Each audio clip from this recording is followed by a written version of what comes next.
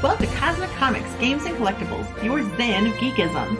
We carry comics old and new, magazines, toys, games like Pokemon, Magic, D&D. Want Godzilla, Ultraman, Star Trek, Ninja Turtles, Funko Pops? You'll find it all here. Shop our Cosmic Sound Room and pick up a record or two.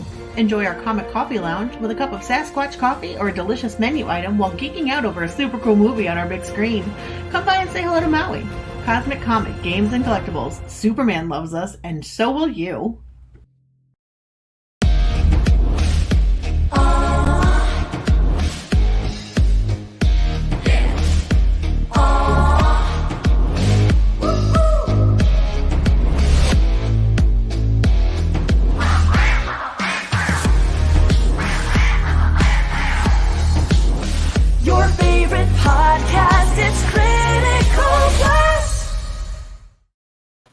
And good evening, everybody. I am RJ Carter, Senior Managing Editor here at CriticalBlast.com, Chief Envelope Licker for Critical Blast Logistics, Proofreader for Critical Blast Publishing, and now I am phone answerer for Critical Blast Consulting. We just don't stop. The logos look cool. They're fun to make. So we just make more companies the more logos we get.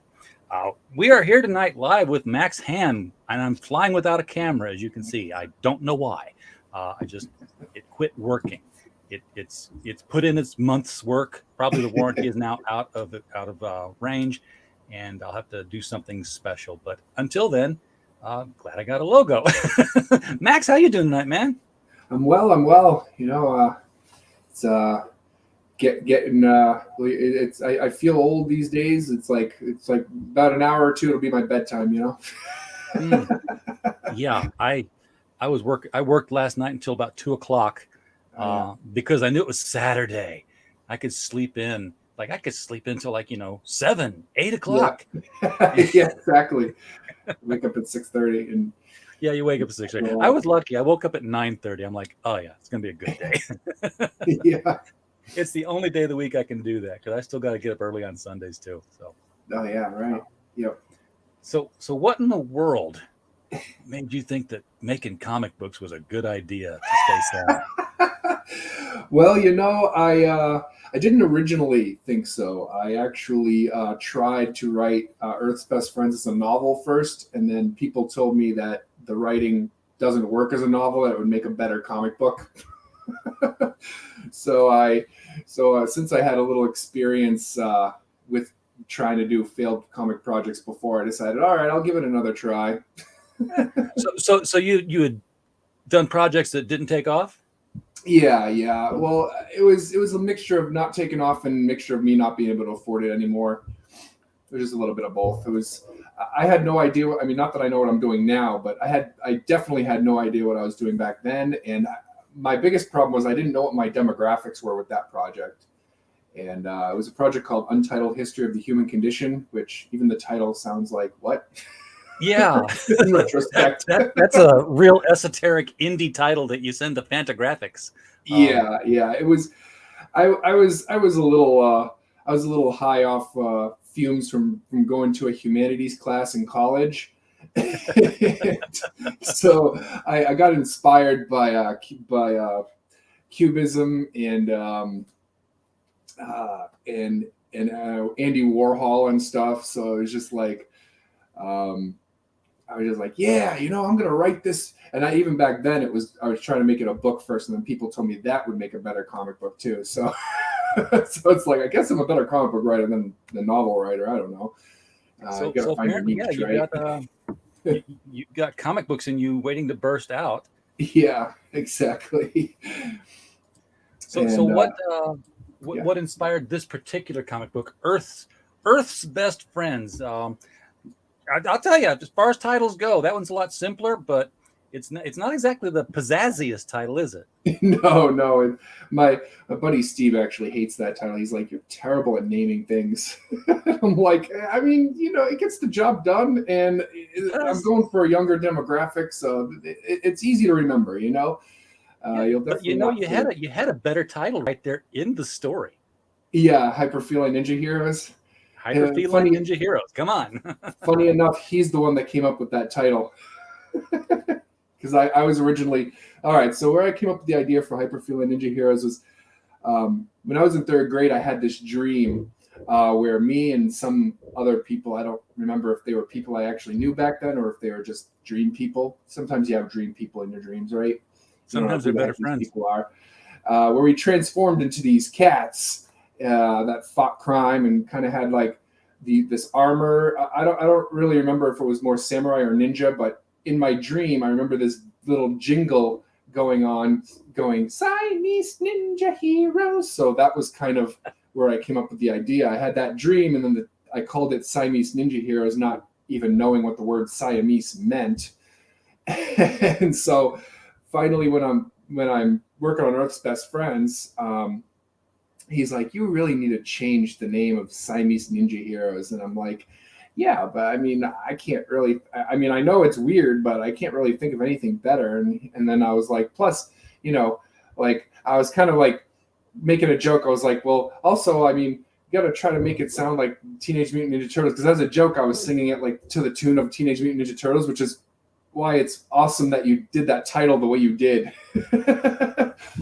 Because I had this joke where I just basically sing hyper feline ninja heroes, hyper feline ninja heroes, hyper feline ninjas and their cats. So yeah. I love it.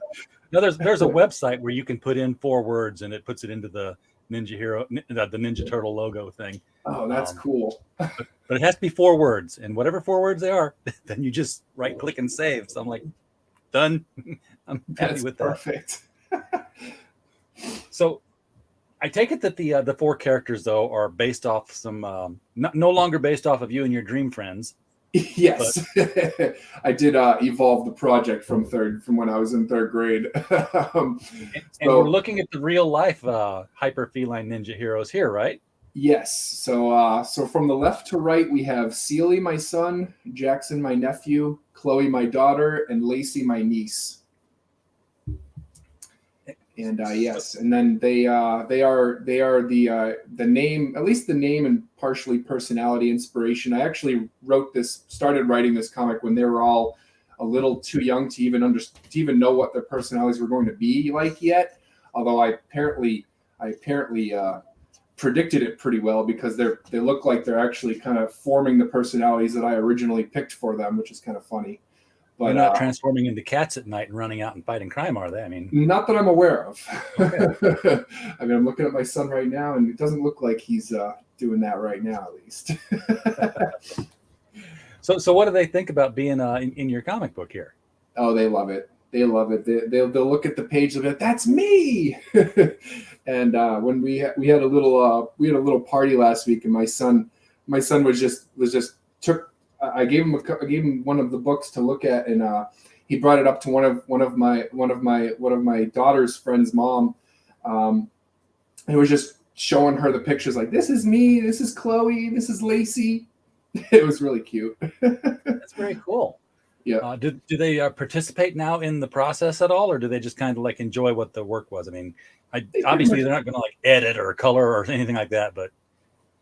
Yeah, they just pretty much enjoy it. I mean, sometimes they'll give me an idea here and there, or they'll say something that I want to utilize in a script or something. But most of the time, basically, it's just their likenesses and their personalities that are in there. They'll be participating soon enough because they'll. Yeah, my daughter's already a blooming little artist, so that's exciting for me because I may not have to pay for art much longer, you know. Hey, there you go. Yeah, I don't know. One of the best things about some of the comics I've seen online that are produced through crowdfundings are the parent-child produced productions here. There's a lot of fun in those. Like Nin Nin Nini from Japan. That's one he's making with and for his daughter. The Case of the Littlest Umbrella. That umbrella guy and his daughter working together. She's like 8 now, I think. Or wow. Yeah, I think she's 8. Pillow Man and Blanket Boy was invented by 10-year-old boy, and his dad was a comic artist. So they're on their 2nd issue now, and it's wow. And that was like drawn like a Dick Giordano, Jim Aparo kind of level comic. So wow. it doesn't look like a kid's comic except for the fact that These guys got a giant pillow for a head, and Right. the boy looks like Robin with a crew cut. That's really cool. But I love seeing that because it's it's our next generation of creators getting involved in making comics. And Exactly. Yeah. If we don't make things, if we don't inspire kids to like comics, and there won't be any more comics. exactly, we need more. Yeah. You're right, Mike. Also known as Tug and Lug, that umbrella guy and little umbrella girl. And they've welcomed Bug since then. Baby Umbrella Girl is part of the family. So Oh wow. She'll probably show up in a book soon. Yep. So this is book 3 then of the series, and you put chapters into the book. So it's 4 chapters, all in one book. How big of a book is this page wise? So it's 4 chapters, but then there's going to be like a couple 4-page like they're not quite chapters. They're really just like little sub stories, I guess you could say. Sure. So there's going to be a couple of those as well. So I'm estimating this book, plus extra art I always throw in and stuff, like character art and stuff. Counting all that together, I'm estimating between 50 and 70 pages, depending on how that goes. That's a hefty my last book. book was 42 pages. Book 2 is 42. And then I think book 1 was actually even more than that. Book 2 was a little slimmer, but that's because one of the chapters was really short. That's a hefty sized book, though. I'm looking for the basic tier here. I'm seeing the throw $1 at it. Oh yeah. Get your name in the book kind of thing. But as soon as so here this is the basic one right here. I didn't read it correctly. $10 for this thick book. Yep. And you get your name in the credits. Yep. That's basically your base level. That's essentially buying the book from me ahead of time, and because I sell them out for $10. So that's what I try to keep it. Right now the print cost is less than that. So hopefully, I know with volume 1, there's a tier for volume 1 I put at 50 because I don't know how much that'll actually cost to print because I haven't done that yet. But volume 1 basically takes all 3 books and puts them in one book. Okay, so volume 1 isn't like the first book; it's the first trade. Yes. Trade paperback. Exactly. Gotcha. Yeah. So who are you? Who's your marketed audience for this? Well, I actually found out. Not I found out yesterday, but I proved it yesterday. Definitely between the ages of, say, 3rd grade or as young as anyone, as long as you know how to read, I guess, 2nd, 3rd grade, all the way to about 6th, 7th grade. I actually talked to a group of 6th graders, 7th and 8th graders yesterday, and these 6th graders were excited. They were all coming up to me like, "Oh my gosh, do you have any copies on hand?" I'm like, "Sorry, my copies didn't arrive, but you can buy them online, or you can give money to your teacher and she can buy them and get them from me when I have them." But they were all like, "Wow, I want a copy!" And the 7th, 8th graders were less enthused, so I was like, "All right, I guess my age cap is probably about 14." Yeah, well, I mean, if I look at this artwork and the story being told, and compare it to other things that are out there, you're hitting the biggest market. You're hitting the Scholastic graphics market with Dogman, with Captain Underpants, the bad guys. All that stuff is obviously marketed to the same age group you're looking at. You got similar art, similar stories. These kids want to read comics. And God knows the comic book industry's not giving it to them. So no, not at all. It's crazy. And so so they were super excited about that. And I was like, all right, I was definitely right about 6th graders. I was kind of always saying possibly 6th graders. I wasn't really sure, but I definitely now know 6th graders would be interested. 7th, 8th, maybe not so much, but and definitely elementary school. All the kids, anyone that's gotten a book from us has been very excited, said they love it. Between the ages of 8 and 12 or 8 and 10. And so it looks like you got 4 cats and 4 elemental sets of powers. Can you spill the beans on the secret origins of the hyperfeline ninja heroes? Well, I haven't really revealed that in any. It's in the future to come. Okay. But I can give a little hint. They have a history beyond just being part of the children. They're almost. You might find out that they're almost a separate entity, maybe something along those lines. You're raising the questions now of whether they're kids that turn into cats or cats that turn into kids. Exactly. But yeah, that's in the future to come. I don't want to do any real spoilers or anything, but it's a very interesting thing that they find out. Actually, towards the finale of what I'm calling season 1, you'll find out some of their history. I gotcha. So it's $10 for roughly 60-page book, physical in the U.S. $10 for the PDF for the people who are international. Yep. Because you're right. Shipping has gotten crazy. Yeah.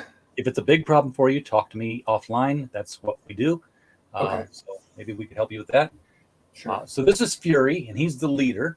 Yes. That is also Jackson. His power is fire. Yes. You have a little pyromaniac running around? No, actually, Jackson in real life is not that influenced by fire at all. I just thought it would be cool to have the leader as usually in power, like things like Power Rangers. Actually, Ninja Turtles it's blue, right? But Power Rangers, the red is always the leader, so I kind of just went with that idea. So I thought, all right, what element goes with red? Of course, fire. Oh yeah. And then he is followed by Rosie, and Rosie is her Chloe. Okay, and her element is the plant kingdom. Yeah, so I say it's Earth, but yeah, more specifically, it's like plants. Basically, their powers will evolve. So like, probably in book 4, you'll see. I can give this away a little bit because it's just really exciting for me to talk about. There's this rhino character that they'll eventually fight, and basically Fury finds out that he has more than just fire powers. He actually can get so hot that it actually becomes more like magma, or like plasma. So like that's how they defeat the rhino. He melts the asphalt around her and solidifies her into the ground, the rhino. So yeah, so in each one of them, I have plans for them to evolve their powers. Where she goes from vines, and she'll eventually kind of do like an earthquake kind of thing. Where Sky is tornadoes, but he actually in book 3, there's a chapter called The Dark Sky, and he actually when he goes evil for that chapter. Yeah, I know I got lazy with the graphic on that one. I apologize because it doesn't have his name or anything on it. So that's Sky / Sealy. Now he's the youngest, and the reason why he turns evil for that chapter is because he just gets sick of his siblings picking on him. And then, of course, little does he know, Sergeant Snake has returned and has disguised himself as one of his favorite stuffed animals, kind of mirroring an episode of Powerpuff Girls that I used to watch as a kid. That was one of my favorites, where basically the evil him talks Bubbles into basically being evil. So it's kind of along the same lines. So he tricks him into turning evil. So when he does give into the dark side, his whole persona kind of changes, and instead of having tornadoes for a power, he has electricity. And so they've all got these powers that can still evolve. I'm glad they're not at the top of their power set right now. They've got all this room to grow. Exactly. And then our fourth one is Bibi. That's Lacey and Bibi. Yep. So yeah, I didn't want to call her Bubbles because of Powerpuff Girls, so I looked up the Latin word for bubbles, and that was Bibi. So. And she's her power is water, but more specifically bubbles. She's got that ninja bubble wand that is the coolest thing that my designer has designed for me. And I really want. I mean, everybody dreams of eventually being able to sell merchandise like action figures and stuff. But I really want an action figure just because I want the bubble wand. Yeah, because you could sell that with like actual bubbles. Yes, exactly. Would be really cool. and then you just snap it in your BB's action figure hand, and you blow through it, and there she is. The bubbles are attacking the other characters. Yes, exactly. Action figures aren't as out of reach for people as they used to be. Yeah. Again, it used to be that publishing your own comic was out of reach before we had Right. crowdfunding and print on demand. But now we've got that, and we've got people who are doing 3D prints and designs. It's starting to come down in price, but it's still pretty out there for.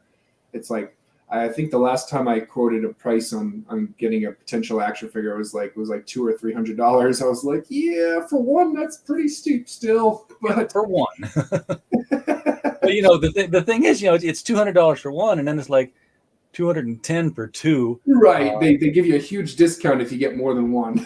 Well, because most of the work is in setting the thing up. Right. After that, it's just like let the plastic flow. Exactly. Same with printing your comic. I mean, it costs you what? I'm going to pull numbers out of thin air here. It costs you $1,000 to print 100 of them, and it costs you $1,000 in one to print 1,000 of them. So why wouldn't you print 1,000 of them then? Exactly. If you have that kind of capital up front. So there's Sergeant Snake. He's the villain for both chapter 6 and 9.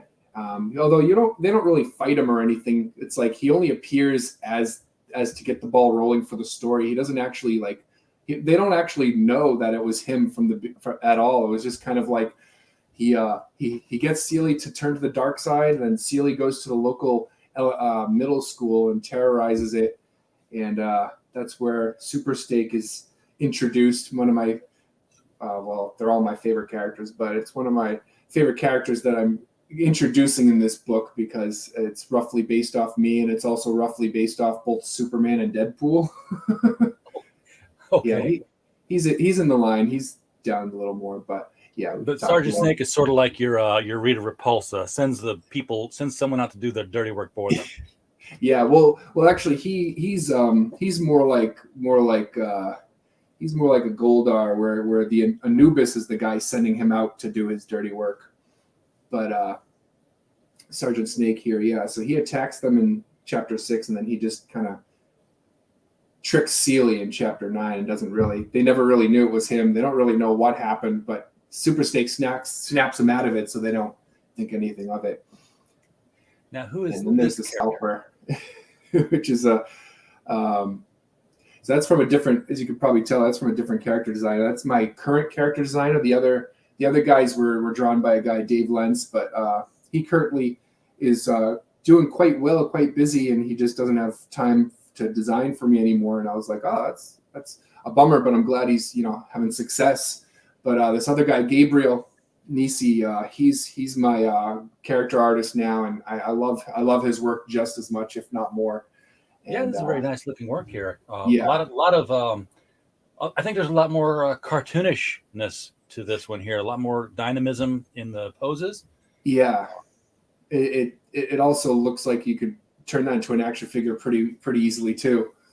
Yeah, absolutely. You could see this one in an animated cartoon more easily. Exactly. Yeah. So he actually has a perfect style for me too. I normally wear the shirt with his artwork on it, but that one's currently dirty because I've worn it so much. Then we have Dr. Quacko, who's probably my favorite villain that I've created because his whole shtick is that he's a regular human with this duck face. And he's actually the most brilliant scientist to ever live, but nobody takes him seriously because of the duck face. And, so he's in chapter 7. Am I to understand then that these chapters are almost like standalone stories? Yes. So think Saturday morning cartoons. It's like there is an overarching story, but they are pretty much standalone episodes. Like I call them chapters for the book's sake, but they're really more like an episode of a Saturday morning cartoon because the Hyper-Feeling Ninja Heroes aren't the only superheroes that I tell the story of in Earth's Best Friends, although book 3 I do. It just focus on them. But book 2 has another group of heroes called the Animal Teens. So you see their stories start to unfold a little bit, then they kind of go back to Hyper-Feeling Ninja Heroes. And I kind of jump back and forth, and then I introduce Super Steak here. And so yeah, that's why I call it a superhero anthology because basically what I was thinking of, I wanted I wanted to do like separate comic titles, but what happened was I kind of figured, well, you know what? Not too many people do a thing where they put it all in one book rather than making it separate titles. Like imagine if Avengers with Spider-Man and Iron Man and all that stuff were like told in like one series of books rather than like, all right, gonna buy 10 Iron Mans and then 5 Spider-Mans and then 40 Thors. You know what I mean? Yeah, there's this one publisher called Shonen Jump that does that, but I don't know how well they sell. Oh yeah. Yeah, well, Shonen Jump's a little more like manga anime, if I'm not mistaken, right? Yeah, it's like continuous like storylines and stuff. But yeah, it's so I kind of thought, this would be interesting to kind of put them. And then of course I will have a overarching story going where I do have them all get together and fight a huge Avengers style kind of event, Yeah. I'm leaving the image here because I need to know more about Super Steak. Yes. He doesn't look anything at all like a steak. He doesn't even look like he can cut a steak yet. Yes. So the name's a little bit of a joke because the story goes much like Hyperfeeling Ninja Heroes. This started when I was 13. Well, Hyperfeeling was earlier, but again, this was like an idea that I went back to in adulthood that from when I was a kid, and I came up with this idea where it's like, well, what if we spike his hair and put a towel around his neck, and that's Super Steak. But then it's like to kind of make fun of the whole like, oh, glasses, no glasses, Clark Kent. How do you not tell the difference, right? Yeah. So I went one step further where his hair is not spiked when he doesn't have a towel around his head, and then he's just regular Steak. So it's like his name is Steak, and then he's Super Steak, and nobody knows he's a superhero. Nobody can tell the difference. Okay, yeah, that's Grover and Super Grover. Yeah, exactly. That too. Yep, exactly. But he also serves as my little bit like a Deadpool because he breaks the fourth wall for me. There's an exposition page that I have in book 1 where he kind of explains what's going on, because what happens is chapter 1 doesn't take place chronologically in order from the rest of the books, from the rest of the chapters. So it's like this Halloween party actually takes place like 3 books down the road, but it's the first chapter to kick off the series.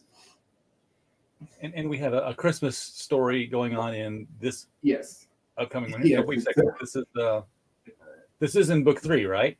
Yes. So that's one of the specials, one of the like extra like sub chapters, I like to call it. This is non-canon. It's just a fun little Christmas special. I had a fun little 4th of July special in book 1. Pretty much the same idea, just a holiday special, just to kind of have one because it's fun. And so I'm very proud of this. It's very tongue in cheek, and it gets a little preachy, but it's awesome. I mean, I love it.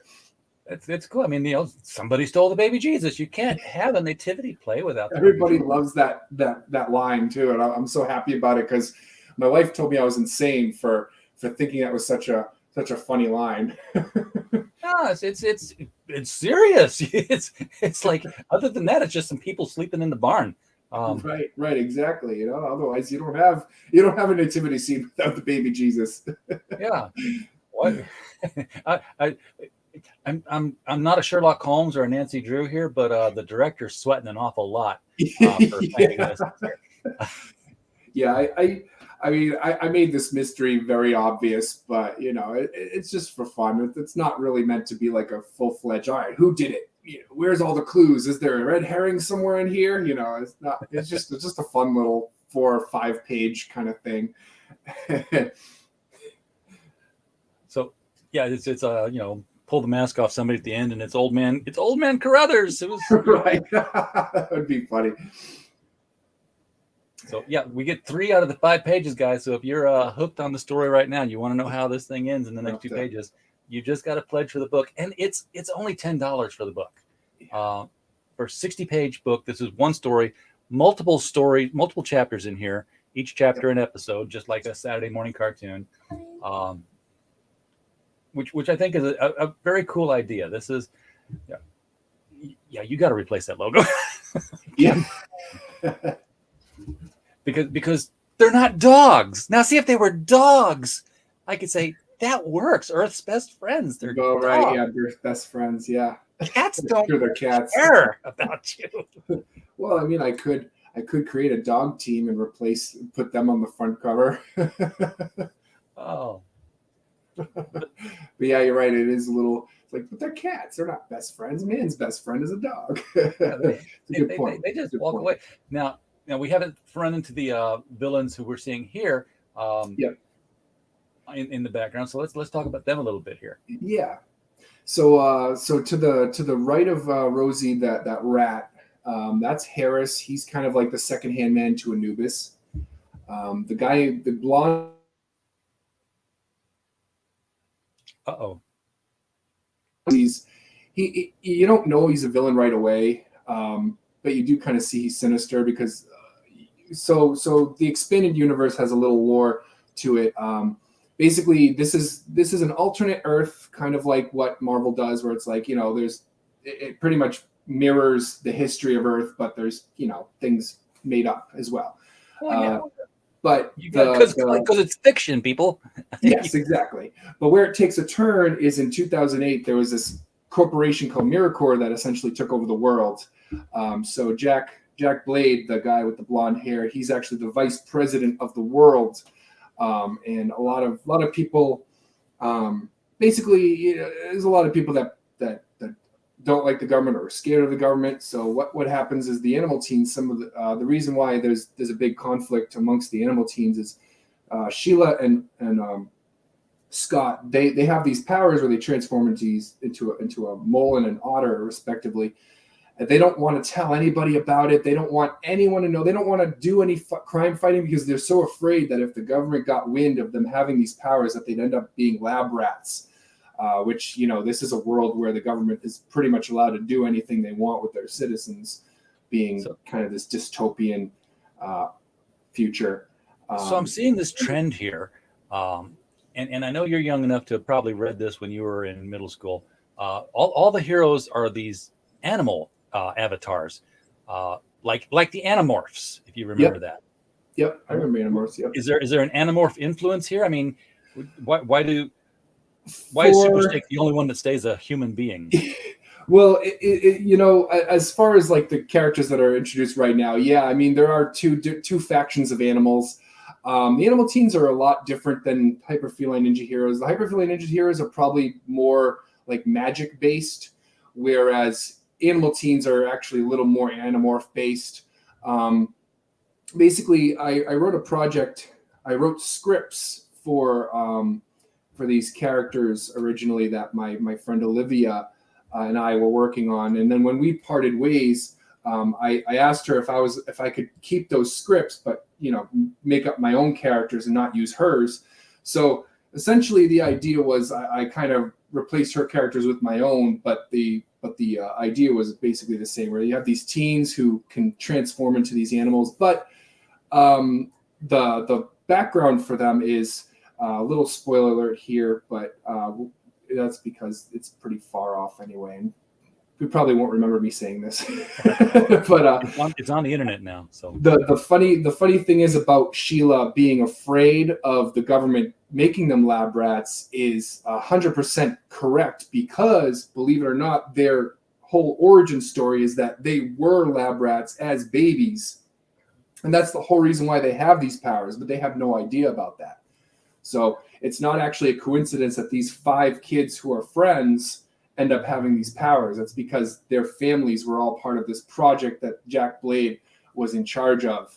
And but the thing is, when the kids were released back to their parents, Jack Blade wasn't aware that the experiment worked. He thought it was a failure, so he said, "All right, send them home." Okay. But then in puberty, much like say your X-Men, right? That's when they realize they transform. So the first episode you see, or first chapter you see with animal teens, you have Harlan, who's the jock quarterback, not originally friends with Sheila and Scott. So he's kind of on the opposite end of the spectrum. He basically says without really quoting Spider-Man, but the same notion. Great power comes great responsibility. Like we have these powers, we definitely should use it for good, right? And they're like, no. We don't want to be lab rats. We don't want anyone to know about this. And there's a conflict within the group right away, and then eventually they do end up fighting crime because of certain events that happen throughout the episodes. And there's a really cool crossover episode where I have with them and the Hyper Feline Ninja Heroes, and it's like, even though the Hyper Feline Ninja Heroes are elementary school kids, they're like way better at crime fighting, and they're like surprised, like, I can't believe you didn't even know how to control your powers a year ago. What is this? Like, we've been controlling our powers our whole lives. Like, it's like they school them in a way, even though they're like 10 years younger, you know? Yeah. Well, I like that story idea that they're reluctant heroes. Yeah. And, you know, they're kind of learning to have to be heroes. Yes. That's a classic element of, you know, the hero's journey kind of thing. So I was directly inspired by a storyline in Ultimate Spider-Man where the Fantastic Four in that universe were having the same reluctance of like, and basically there was a line that I remember from Ultimate Spider-Man when it crossed over with Fantastic Four. Spider-Man says, "Why don't you guys, go out there and fight crime or whatever?" And then I believe it was the Human Torch says to him, "Because of you." Because, you know, of all the backlash that you get doing this. Yeah. We've seen what happened to you, man. Exactly. So I kind of liked that idea, and I kind of utilized it into the Animal Teens. Now, you mentioned how the kids were returned back to their parents. That's with the Animal Teams one. The Hyper Feline Ninja Heroes, we don't quite know what they are yet. Yes. But I'm going to assume they have parents. Well, I was just, it's funny. You never see their parents. And other like Charlie Brown's parents. I didn't originally have a plan for that, but I think basically it'll be tied into why they're the Hyper Feline Ninja Heroes in the first place. And, okay. But the Animal Teams do have parents. Yes, the Animal Teams do have parents. You probably still won't see them that much because I do focus on just their lives going out into school or into elsewhere. I'm not very good at writing like dialogue between parents and children, so I'm just going to kind of glaze over that. Okay. Well, then I don't have to ask if the parents know any of this. Well, the parents are aware for the Animal Teens, yes, because they were the scientists. Well, actually, they're aware that they were experimented on, but they're not aware that the experiment was a success, much like Jack Blade, which is probably also why they're reluctant to even tell their parents, because they know their parents work for the government. Oh, yeah, that would definitely suck. Yeah, exactly. So that's... So as I've mentioned, you know, it's $10 for the 60-ish page book. $20, you have copies of number 2 that you can get, as well as number 3. Yep. In case you need to catch up, but you have book 1 already. Yeah, and catching up, that's the other question I was getting ready to ask here, because you've got these chapters as sort of standalone episodes. How much does a reader need to know about any of this before jumping into any individual chapter? I mean,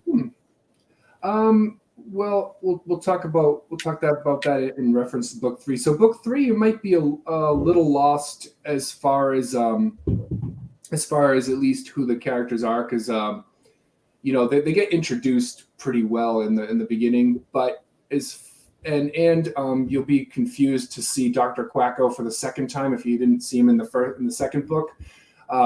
But as far as anything else goes, you probably wouldn't be too confused. It would be kind of like starting with a random episode of Ninja Turtles. You might be a little lost because they might be talking a little bit about their overarching storyline, but for the most part, you can enjoy it from any point in the series. If this book had Animal Teens, I am being a little more consistent with story with Animal Teens than I am Hyper Feline Ninja Heroes. As Animal Teens is a little more like my X-Men, where it's not so much a Saturday morning cartoon, where Hyper Feline Ninja Heroes is definitely like my Power Rangers, my Ninja Turtles kind of stuff. Animal Teens is a little more dramatic and a little more story oriented, I guess you could say. Have you thought about three being 3 books in now? This would be about the time that other creators would start thinking about other media outlets for their storytelling. You've already mentioned you tried to do it as a book. That didn't quite work, but There's animation, there's definitely toys. Yeah, my big dream would definitely to try to pitch this to like Netflix or something, and get a cartoon for sure. Yeah, I'm hoping that with enough like successful Kickstarters under my belt, and somehow I have 13,000 followers on Twitter, between that, and I don't know what the threshold of followers is. I heard it was 10,000 to be a minimum, and then grow from there. So I mean, I hit the 10K last year, and it didn't feel like it did a thing for me. I was gonna say, how did you get all those followers on Twitter? I've been at this thing for 8 years, and I've got 2. I have no idea. Like I'm just constantly on Twitter retweeting people. I mean, I'm in the writing, like if you use the hashtags writing community, writers community, writing cafe, writers cafe, there's like 5 hashtags I use. And then I'm just constantly retweeting people, following people, retweeting people. And the next thing I know, I have this accruement of followers, but I kind of feel like maybe a good 10,000 of them could be bots too. So I really don't know, because even though I have that many followers, I barely get any like responses or comments on my tweets. Like I'll get retweets from time to time, especially if I'm doing like a writer's lift, or it's like, hey, drop your links. People love that. But when I actually ask questions, I might get an answer from like 2 or 3 people. It's like out of 13,000 followers, I get an answer from 3 people. Yeah, I had to go check my profile now just to see what I'm doing, because I'm like, I'm a writer. I do these writer community things. I'm at 3,156. But you that might actually be 3,000 actual people. You might not have a bot problem like I do. This is true. Well, it's sort of like, I have 1,600 YouTube subscribers.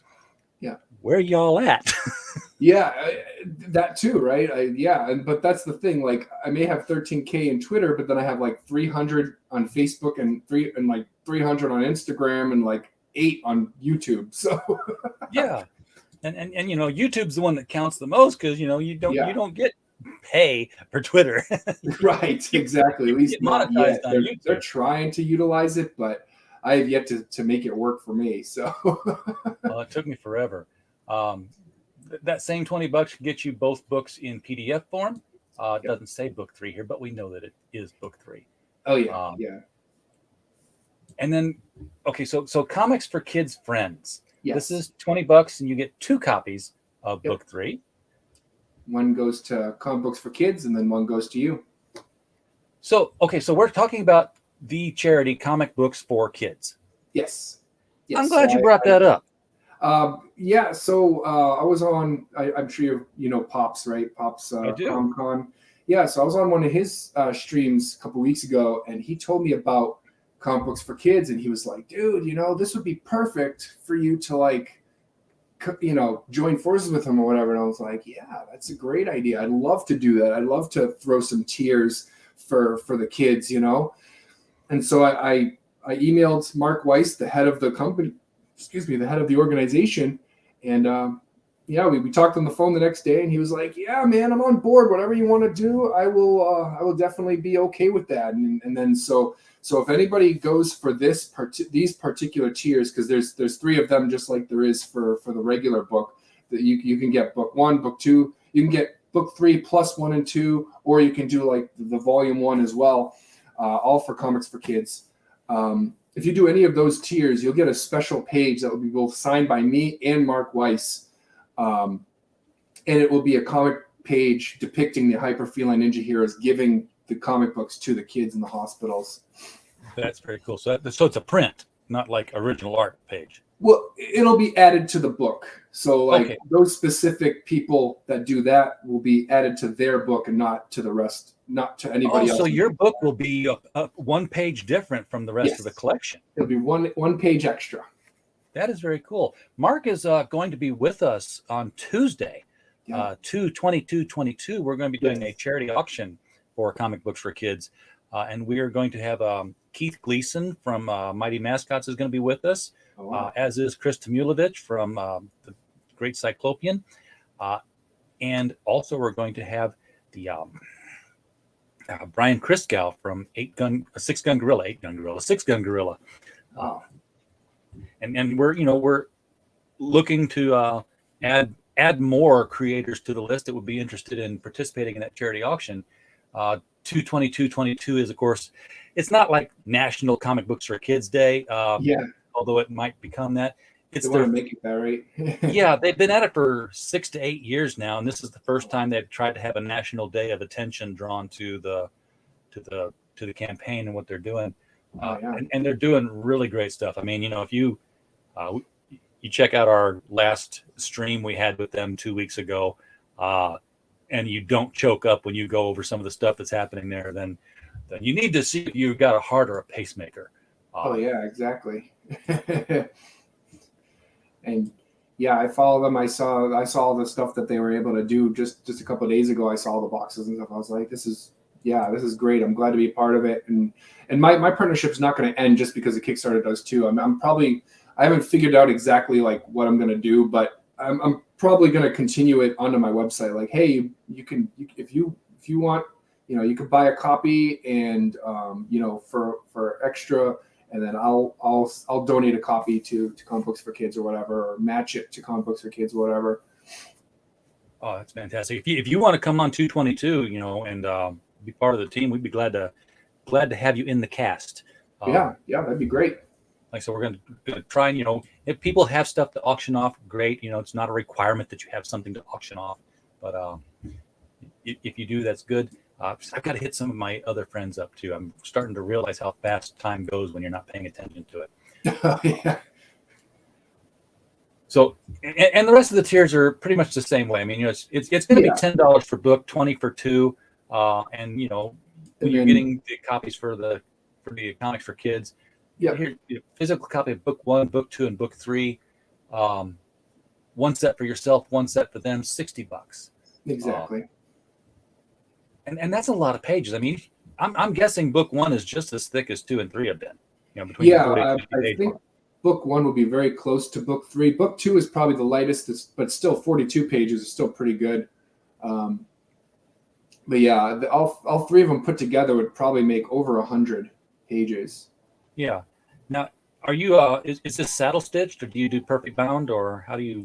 It is like, I guess you could call like trade soft cover. Like, I don't do the floppy magazines because I use this printer called the Book Patch. So they're technically really made for printing books, not really comics. But I always kind of went with books rather than magazines. Because I don't really, because like I went through Kablam once before and it didn't really work out for me too well. So and Book Patch has been awesome. They've been fast and their quality is top notch. I really think so. So are these your typical 6 1/4 by 11 comic book size, or are you doing these in more of a trade paperback size that sits on a shelf? They're more of a trade paper. They're 6 by 9. Okay. Yeah. Well, then So that's definitely in that scholastic marketing because it's going to attract the eye of kids who say, "Oh, that's a comic book," versus, "Oh, this is a graphic novel." Yeah. I guess you could say it's more of a graphic novel than a comic book. I kind of interchange the words, but yeah, I mean, I know there is a literal difference, but well, it's all marketing. Exactly. I used to work for a company called Maybelline, where we joked that the marketing department sat around all day coming up with new ways to say pink. Right. Yeah, like rosé and yeah. Summer sunset.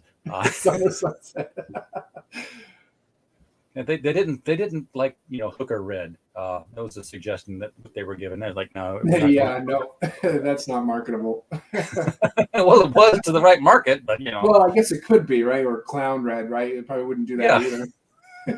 Consider who's probably buying it anyway. Come on. Right, exactly. So I'm looking down here just to find out what the biggest tier is. Your biggest tier is $100. Yes. Come on, that's nothing. I know. I'm pretty, I guess, pretty like modest with my tiers, like, because again, like I don't want to like, I don't really know. I've tried in the past to do like T-shirts and all kinds of like giveaways or things that make the price go up, but people never really went for like the extra stuff. It's like people really just want the books. So I'm like, all right, so for $100, I'll say, all right, you get your books and you can be kind of, you can get a cameo appearance in the book. That actually explains. I don't know if it's on the Kickstarter. No, I don't think it is. So throughout, starting in, I think it was starting in book 2. Yeah, starting in book 2, you'll see this logo of Boom Boom Games, which is my brother-in-law's video game store in Massachusetts. I saw that. And yeah, so that's a real place. And chapter 6 actually has that logo actually come alive and talk about Boom Boom Games. Like, hey, if you, for all your collectibles needs, come to Boom Boom Games in North Boston Road, Billerica, Massachusetts, right? So the reason for that is he went for the $100 tier in my last Kickstarter, and that was kind of the agreement we came to. It was like, all right, well, I know it's like he didn't really want to make his own character, so I was like, well, how about I advertise Boom Boom Games for you? I'll just throw your logo onto things, and yeah, and then every chapter I come up with a new way to put it somewhere or to display it somehow. And even in the Christmas special, actually, you do see it in the Christmas special. Yeah, that's where I saw it was on her desk. Yeah, it's on the desk, and then actually it's in there twice on that Christmas special. It's on the wall again in page 4. So this $100 tier here, this is all 3 of the books printed as one volume. This is sort of like an omnibus. Yeah. Yeah, so I think the way I word it is you could do, well, for the comic books for kids, I think it's the volume, but for the not comic books for kids tier, you have a choice between getting the 3 books or the volume 1, and then plus the producer kind of thing. Okay. The cameo appearance. Yeah, so comic books for kids, that's just for the volume 1 with all 3 put together, but for the other one, the normal one, I guess you could say, they get a choice to either do 3 books or the volume. I know some people, they like to get the the floppies, just because they see that as like the original version. Exactly. It's like, do you want the Action Comics omnibus, or do you want Action Comics #1? Exactly. That's the idea, and I'll actually be changing the interior of chapter 1 and part of chapter 4. So what happened was chapter 1 is actually a completely different artist team than the rest of the series.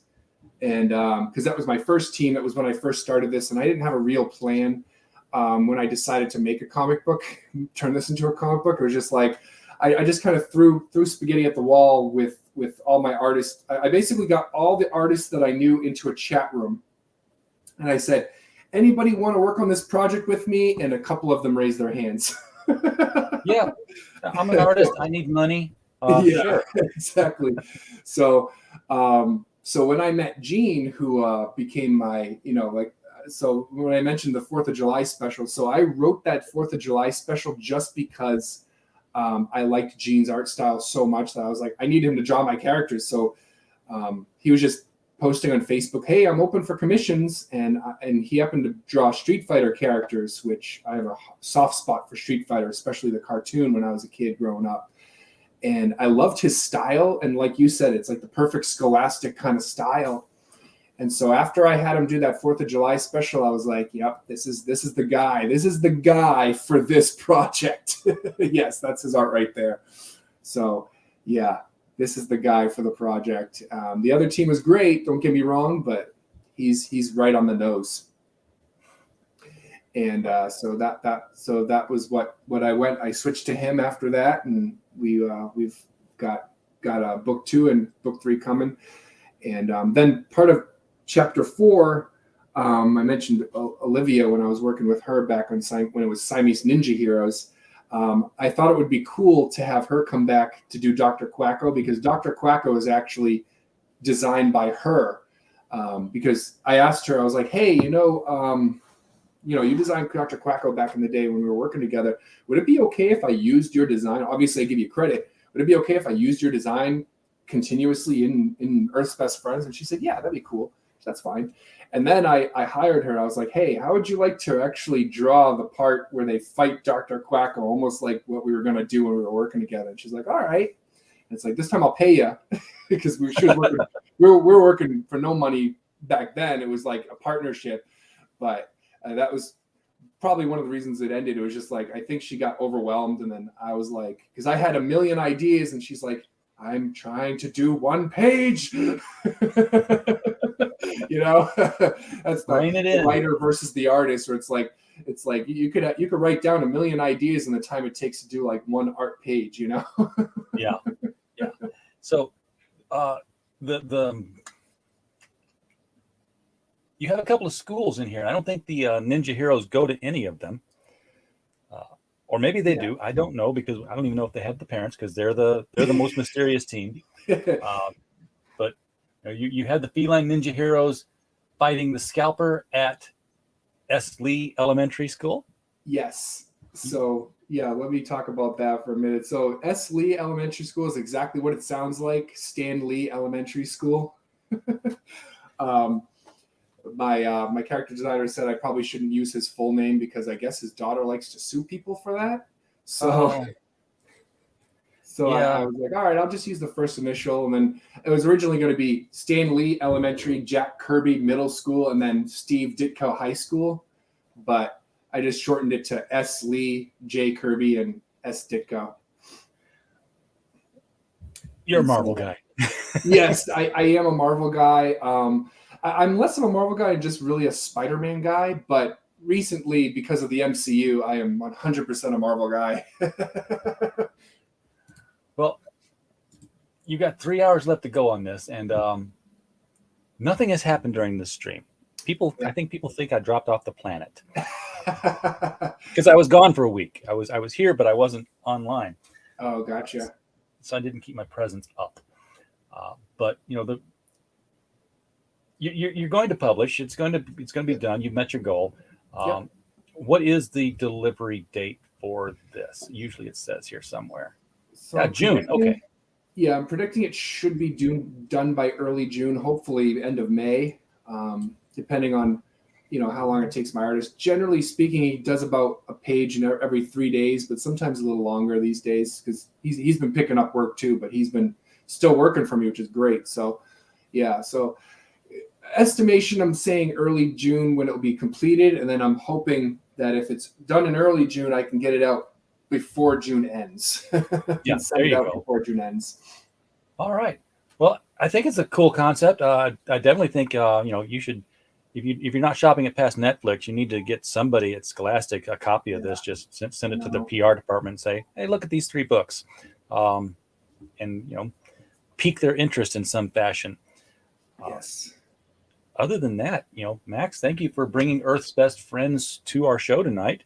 Thank you for having me, and it's been great. Yeah, glad to do it. I'm so sorry we missed last week. It was all on me. Max was supposed to be here last Saturday, and I was last Friday rather, and I was driving, and I was like, why would I schedule something on a Friday? I'm never scheduling shows on Friday. But I looked at the chat, and I had definitely done that. So I felt very bad about that. I'm glad we were able to get in before the campaign finished out, though. Oh yeah. No, it's all good. But thank you very much for having me tonight. Glad to do it. Everybody in the chat who's been here so far, appreciate you all being here. I usually say we don't have a show without you, but sometimes you prove me wrong, and we do have a show when you're not here. Right. But you are here, and we do appreciate you very, very much. And as always, while you were here, we just hope you had a blast. Good night, everybody. Good night.